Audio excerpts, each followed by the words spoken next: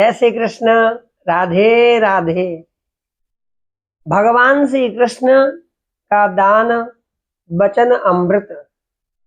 दान कैसे करें, किसको करें, कब करें, किस प्रकार से करें, भगवान कृष्ण क्या कहते हैं, आइए हम सब लोग भी समझते हैं भगवान कृष्ण की वाणी में।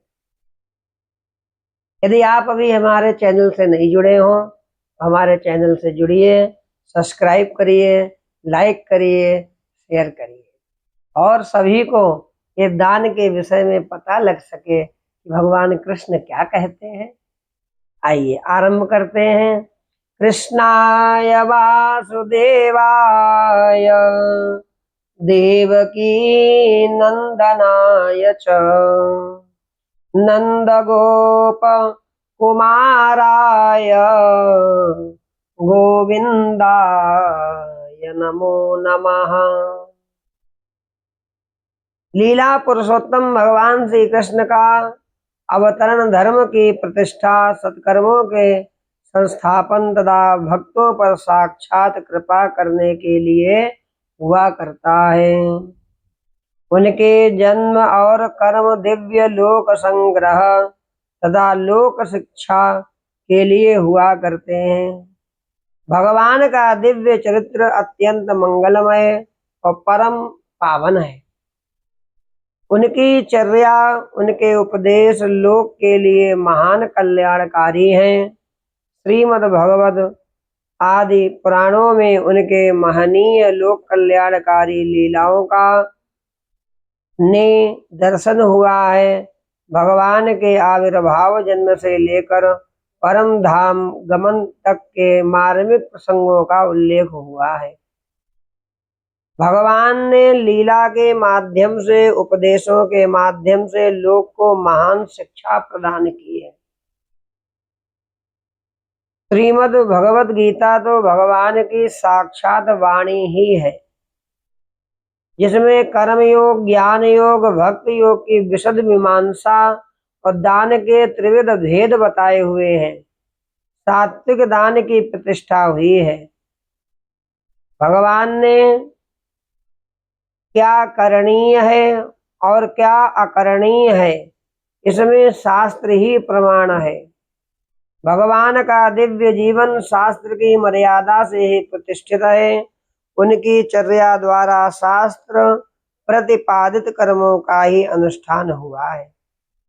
वे नित्य प्रातः काल क्या किया करते थे, इस विषय में भागवत में बताया गया है कि वे ब्रह्म मुहूर्त में उठकर हाथ पैर धोकर आत्म ध्यान करते थे। तदनंतर शुद्ध जल में स्नान कर वस्त्र धारण किया करते थे। संध्या वंदन आदि नित्य क्रिया करते थे। अग्नि में हवन करते थे। गायत्री का जप करते थे।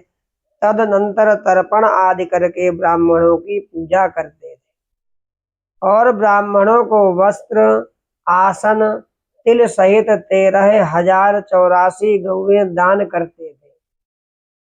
13,084 गौएं भगवान कृष्ण स्वयं दान करते थे।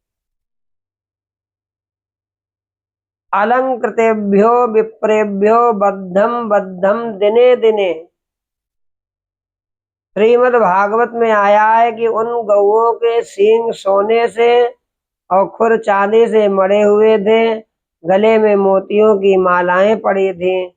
बदन पर सुंदर झूले उड़ाई हुई थी। ऐसी दुधार एक बार की ब्याई सुशीला बछड़े सहित गौएं देकर वे अपनी विभूति गौ, ब्राह्मण, देवता, वृद्ध, गुरु, संपूर्ण प्राणियों को प्रणाम किया करते थे। भगवान का शास्त्रीय कर्मों की प्रतिष्ठा के लिए पृथ्वी पर अवतरण हुआ, अतः उन्होंने स्वयं भी शास्त्र अनुसार जीवन जिया और लोक को भी शास्त्र रक्षण तथा शास्त्र अनुवर्तन का उपदेश दिया।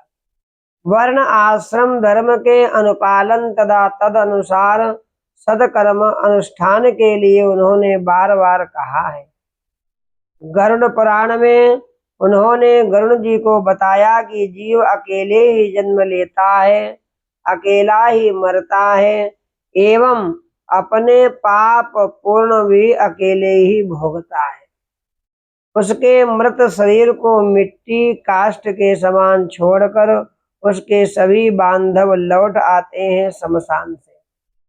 केवल और केवल धर्म ही उसके साथ में जाता है। एकहा प्रजायते जंतु रेक एव प्रलीयते एकोन्न भुक्ते सुकृत मेक एव च दुष्कृतम। भगवान कहते हैं कि यज्ञ दान तप आदि सत्कर्म मनुष्यों को पवित्र बनाने वाले हैं। पावनानि मनीषिणाम, अतः इन्हें अवश्य करना चाहिए, इनका त्याग नहीं करना चाहिए। यज्ञ दान तपः कर्म ना त्याज्यम कार्यमेव तत्।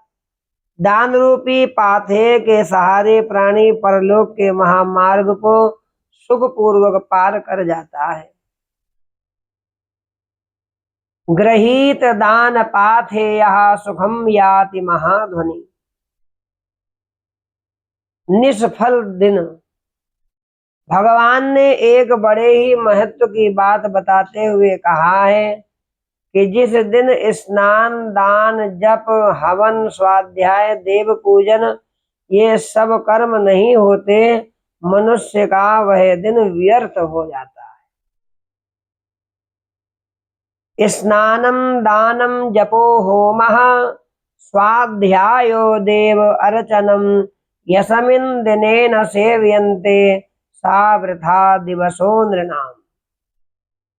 निष्फल दान के विषय में भगवान कहते हैं, धर्मराज युधिष्ठिर के पूछने पर दानादि सत्कर्मों की नित्य अवश्य करणीयता बताकर भगवान ने उन्हें बताया कि राजन, जो दान अश्रद्धा या अपमान के साथ दिया जाता है, जिसे दिखावे के लिए दिया जाता है, जो पाखंडी या शूद्र के समान आचरण करने वाले पुरुष को दिया जाता है, जिसे देकर अपने ही मुंह से उसका बार बार बखान किया जाता है, जिसे देकर पीछे उसके लिए शोक किया जाता है, वह दान जो है सब निष्फल हो जाता है।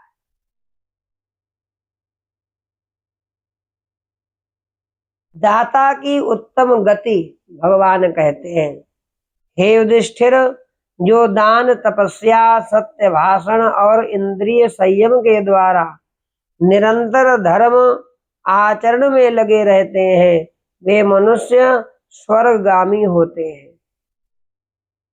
दान के प्रभाव से उनको स्वर्ग की प्राप्ति हो जाती है। दानेन तपसा चैव सत्येन च दमेन च ये धर्मा मनुवर्तन्ते ते नरा स्वर्गगामिनः।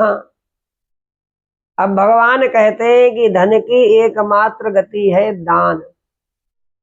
धन की एकमात्र गति है दान। श्री कृष्ण भगवान कहते हैं कि धन का सदुपयोग दान में ही है, दान करो। जिस पुरुष के सभी दिन धर्म अर्थ और काम इस त्रिवर्ग से रहित होकर आते और चले जाते हैं, वह मनुष्य लोहार की भांति के समान श्वास लेता हुआ भी जीवित नहीं है। जिन्होंने दान नहीं किया, हवन नहीं किया तथा तीर्थ में गमन नहीं किया और जिन्होंने ब्राह्मणों को अन्न जल स्वर्ण आदि नहीं दिए, वे बार बार गरीब भूख से व्याकुल रूखे और हाथ में खप्पर लिए इधर उधर घूमते हुए देखे जाते हैं। सैकड़ों प्रकार के प्रयत्न एवं श्रम से कमाए हुए तथा प्राणों से भी प्यारे धन का दान ही उसकी एकमात्र गति है। इस धन के अन्य प्रयोग तो विपत्तियां ही हैं। जब तक पहले का पूर्ण रहता है तब तक भोग और दान करने से भी धन समाप्त नहीं होता, किंतु पुण्यों की क्षय होने पर वह बिना दान भोग किए हुए भी नष्ट हो जाता है। इसलिए दान अवश्य करना चाहिए। भगवान ने 3 प्रकार के अतिदान बताए हैं। दानों में 3 दान अत्यंत श्रेष्ठ बताए गए हैं। सबसे पहला है गोदान, दूसरा है पृथ्वी का दान और तीसरा है भैया विद्या का दान। 3 दान जो हैं सबसे बड़े दानों में आते हैं। एक गोदान, दूसरा पृथ्वी का दान, तीसरा विद्या का दान। ये दुहने, जोतने और जानने से 7 कुल तक पवित्र करते हैं। 7 कुल प्राणी के पवित्र हो जाते हैं जिन तीनों का दान करता है।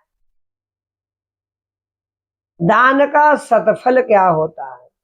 भगवान बताते हैं कि ऐश्वर्य, धन, संपत्ति तो बहुत लोगों के पास हो सकती है, किंतु उसके साथ में दान देने की भावना, शक्ति और उत्साह का होना थोड़े से तप का फल नहीं है।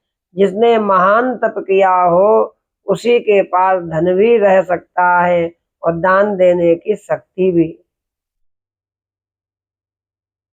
अब भगवान कहते हैं दान ना देने का फल क्या होता है?